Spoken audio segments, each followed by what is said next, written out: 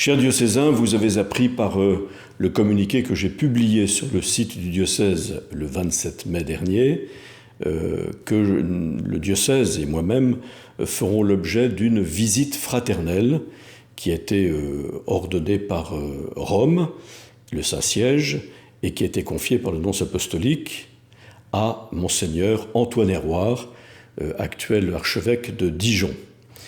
Vous avez compris, parce que ça a été largement relayé par la presse locale ces derniers jours, avec des interviews à la fois de Monseigneur Hérouard et de moi-même, de quoi il s'agit. Il s'agit sans doute de plaintes qui ont été adressées au Saint-Siège par des fidèles, dont certains se sont constitués en collectif, mais j'ai pu rencontrer il y a une dizaine de jours 3 représentants de ce collectif qui m'ont fait part en effet d'un certain nombre de plaintes concernant à la fois la liturgie dans le diocèse, la gouvernance et les ressources humaines, les finances du diocèse et aussi la question du rapport de l'Église avec la société.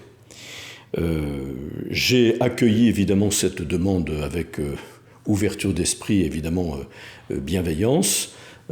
Cette visite fraternelle n'est pas une visite apostolique, comme vous le savez. C'est le premier degré des visites que Rome peut exercer dans un diocèse pour vérifier tout simplement le bien fondé des plaintes qui ont été adressées. Donc Monseigneur Hérouard viendra donc dans le diocèse début juin et début juillet pour entendre essentiellement mes collaborateurs proches, clercs et laïcs, ainsi que les responsables un certain nombre de responsables de pastorale diocésaine. Voilà, moi j'accueille tout cela dans la paix. De toute façon, je suis disponible à la volonté du Seigneur qui m'est transmise par la volonté de l'Église. Je pense que ces plaintes concernent un certain nombre de choses dont je n'ai pas une complète connaissance. Il y a des choses qui sont peut-être fondées, il y a des choses qui sont peut-être liées à des malentendus ou des interprétations. Tout cela sera éclairci évidemment par le visiteur, Monseigneur Hérouard, qui accomplira le plus impartialement et le plus objectivement possible cette visite qui, je crois, porte bien son nom, puisqu'elle est une visite fraternelle. En tout cas, je remercie tous les diocésains, les prêtres, les fidèles. Vous avez vu aussi un message du Conseil presbytéral qui a pris l'initiative de réagir à travers un message qui a été publié aussi sur le site diocésain, je crois, le 29 mai dernier. Je reçois beaucoup de soutien dans la prière, de beaucoup de fidèles et de prêtres de tous horizons et de toutes sensibilités.